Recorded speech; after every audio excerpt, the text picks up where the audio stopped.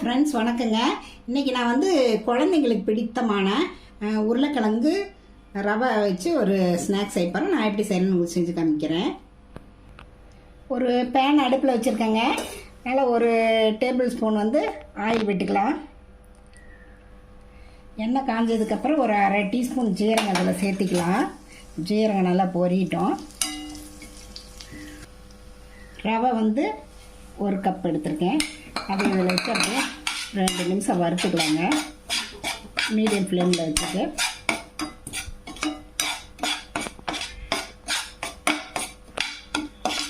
பாருங்க. இந்த அளவுக்கு வறுபட்டால் போதும். நம்ம வந்து 1 கப் ரவைக்கு 2 கப்பு தண்ணி இதில் வந்து ஆட் பண்ணிக்கலாம். இதுக்கு வந்து அளவாக ஒரு அரை டீஸ்பூன் வந்து உப்பு போட்டுக்கலாங்க.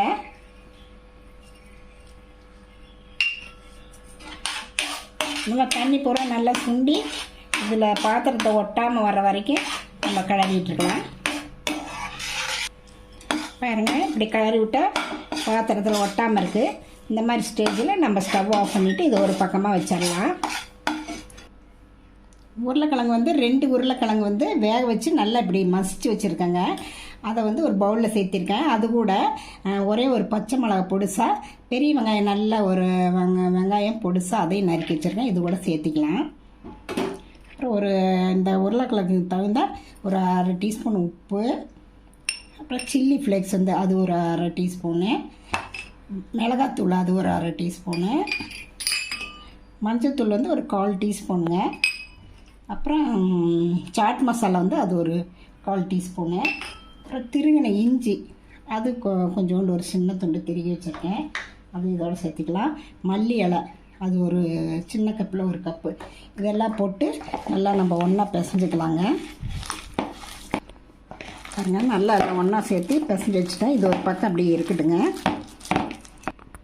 இந்த வேக வச்ச ரவை ஆறுனதுக்கப்புறம் ஒரு 1/4 கப்பு வந்து மாவு மைதா மாவு போட்டுக்கலாம். நீங்கள் கோதுமை மாவு எந்த மாவு வேணாலும் நம்ம சேர்த்திக்கலாம். நமக்கு எது தேவையோ அந்த மாவு போட்டுக்கலாம். இதெல்லாம் சேர்த்து நல்லா பிசைஞ்சிக்கலாங்க ஒன்றா. பாருங்கள், எல்லாம் நல்லா ஒன்றா சேர்ந்து வர மாதிரி சப்பாத்தி மாவு பிணையிற மாதிரி பிசைஞ்சிக்கணுங்க. பாருங்கள், நல்லா இந்த அளவுக்கு மாவு நல்லா உருண்டு வரும். பிசைஞ்சதுக்கப்புறம் நம்ம ஒரு சின்னதாக உருட்டிக்கலாம். இந்த மாதிரி உருட்டி சப்பாத்தி கல்லை வச்சு தேய்ச்சிக்கலாங்க.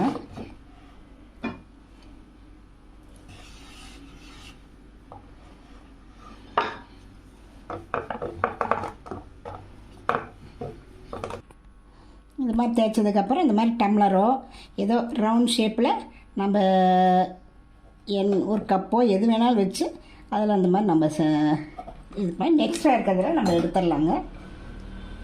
இந்த மாதிரி எல்லாம் தேய்ச்சி வச்சுக்கலாம். பாருங்கள், இந்த மாதிரி எல்லாத்தையும் தேய்ச்சி வச்சுக்கலாம்.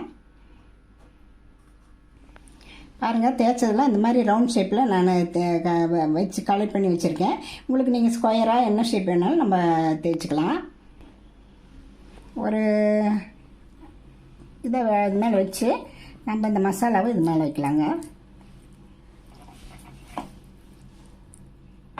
நல்லா ஸ்ப்ரெட் பண்ணி விடலாம்.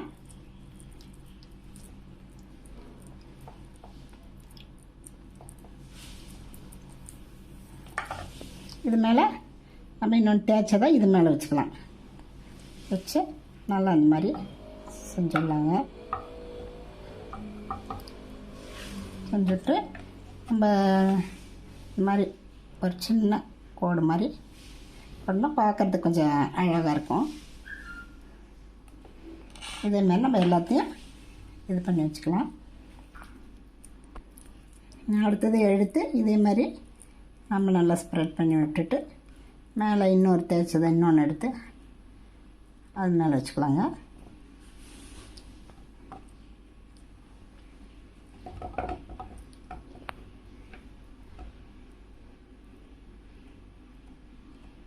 இதே பாருங்கள், இந்த மாதிரி தேய்ச்சி மசாலாவை ஸ்டஃபிங் பண்ணி வச்சுக்கலாம்.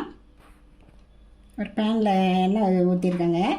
இதில் வந்து நம்ம அப்படியே ஷேலோ ஃப்ரை மாதிரி பண்ணிக்கலாம்.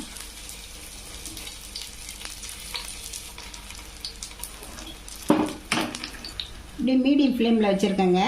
கொஞ்சம் செவந்ததுக்கப்புறம் அடுத்த பக்கம் நம்ம திருப்பி விட்டுக்கலாம். அப்படியே திருப்பி விட்டுறலாங்க. பாருங்கள், ஒரு பக்கம் செவந்துருச்சு, அடுத்த பக்கம் அப்படியே மிக்ஸ் ஆகும்.